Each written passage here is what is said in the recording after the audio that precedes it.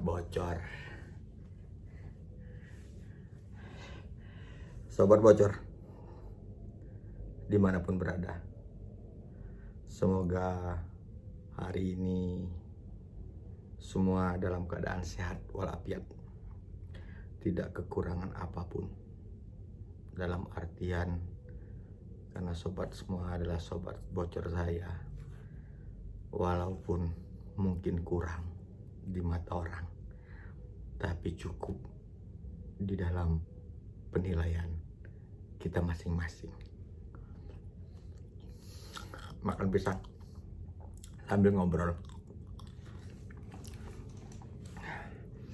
Jadi sobat bocor,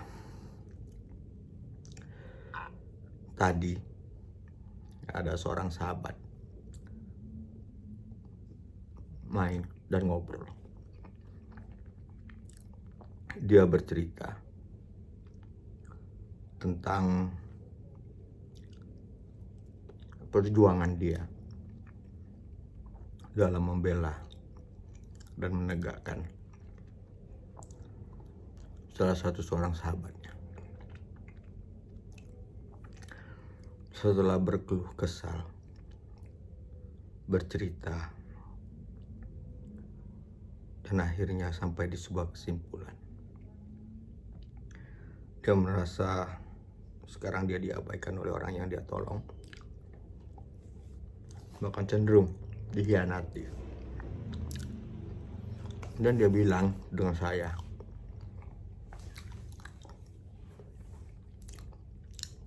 apa pendapat saya? Tapi saya balikan ke permasalahan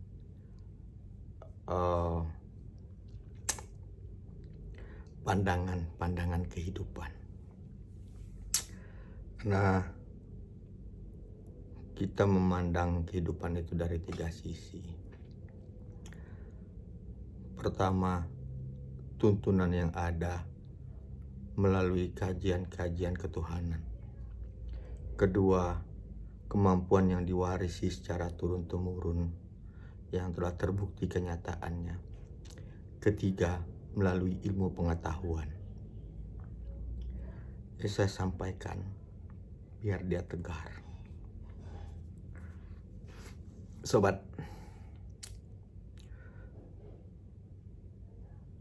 di dunia ini semua yang kita lakukan itu mengandung unsur perintah dan larangan, petunjuk dan peringatan. Dalam permasalahan yang terjadi, biar kamu tegar. Percayalah bahwasannya di dunia ini, dalam penantian panjang menunggu kembali, perbanyaklah amal ibadah. Jujur, saya tidak terlalu paham. Bahkan saya percaya sobat bocor yang mendengar atau melihat konten ini mungkin lebih paham dari saya, lebih mengerti. Anggap saja saya memberikan nuansa berbeda dalam hal pandangan tersebut, untuk melengkapi kemampuan atau keahlian atau keilmuan yang dimiliki oleh sobat bocor. Karena saya percaya sobat bocor lebih hebat. Jadi dalam pemikiran yang saya sampaikan dengan teman saya tersebut, bahwasannya kalimat disebutkan amal ibadah. Dimensi pertama, ada amal yang mengandung ibadah.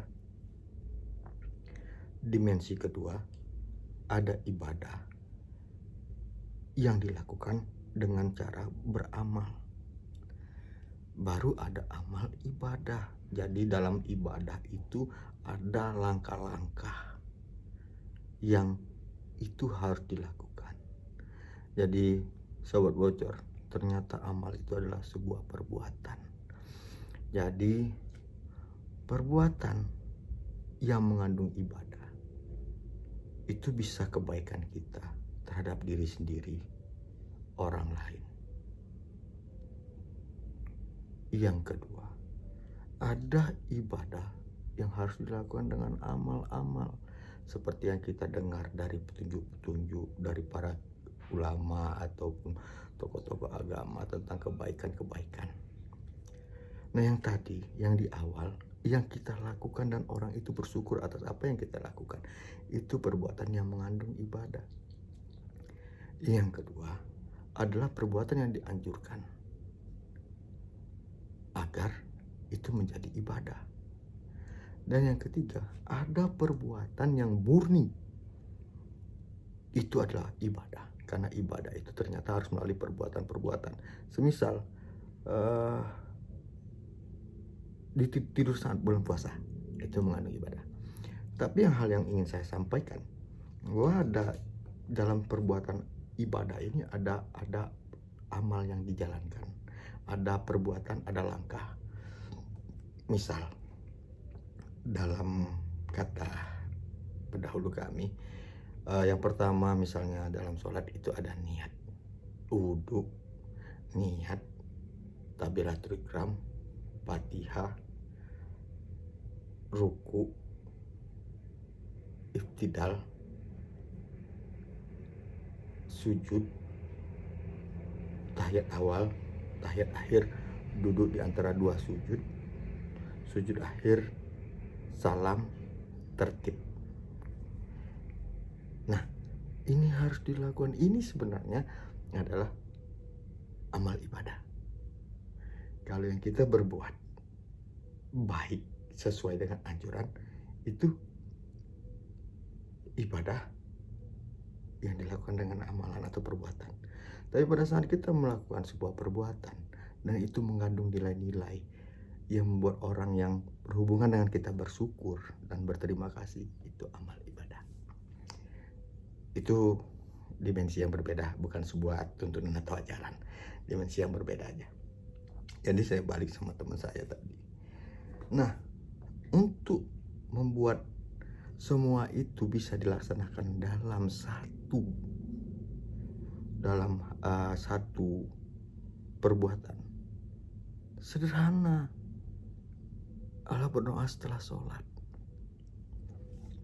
Kita menjalankan rukunnya dengan benar, itu amal ibadah. Kemudian kita berdoa untuk diri sendiri, itu amal yang mengandung ibadah. Kemudian kita berdoa untuk orang lain yang orang lain ini nggak tahu, tapi begitu dia mencapai segala sesuatu, kita sudah mendapatkan sesuatu yang mungkin bernilai lebih.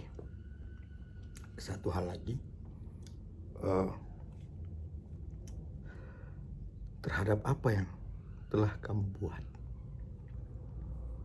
biar semuanya mengandung nilai ibadah. Berniatlah lillahi ta'ala, berniatlah semata-mata karena Allah. Soal nanti itu diterima, soal nanti itu bernilai, soal nanti itu segala sesuatunya, biar Tuhan yang putuskan. Tapi kalau sebelum cenderung semua orang di bumi ini berpikir dia melakukan segala sesuatu itu karena misal untuk mendapat kejayaan, mencapai tempat tertinggi, duit banyak, rezeki banyak. Nah, pada saat dia mendapatkan itu semua, lillahi ta'alanya hilang. Yang gawat dia nggak dapat, dia marah sama Tuhan. Udah nggak dapat ini, dilaknat lagi. Nah, sobat bocor,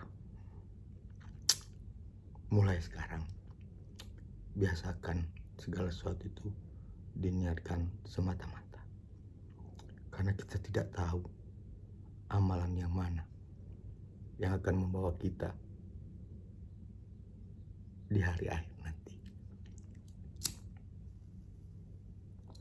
Dan jangan lupa bahagia, tetaplah bocor, tetaplah senang, tetaplah happy, karena di balik kejenakaan sebuah rasa yang akan senang, biasanya didahului oleh perasaan cukup. Kalau kita tidak cukup, mudah-mudahan kita tidak akan menjadi kafir atau kufur. Sekali lagi, cukup kembali dengan kita. Kembali ke teman saya tadi, saya berharap Sobat Bocor bisa tegar, bisa kuat menghadapi segala perjalanan. Dan harus bisa mengambil hikmah hingga ada nilai lebih, value dari sebuah sekedar perjalanan atau nilai-nilai yang termaktub dalam sebuah perjalanan. Tapi kita mengambil sebuah kesimpulan yang berguna untuk diri kita di hari akhir nanti. Tetap semangat, tetap bocor. Jangan lupa berdoa untuk semua kebaikan-kebaikan di atas muka bumi, agar bumi ini menjadi tempat untuk semua orang beribadah dan mengabdikan dirinya semata-mata untuk Tuhannya. Merdeka!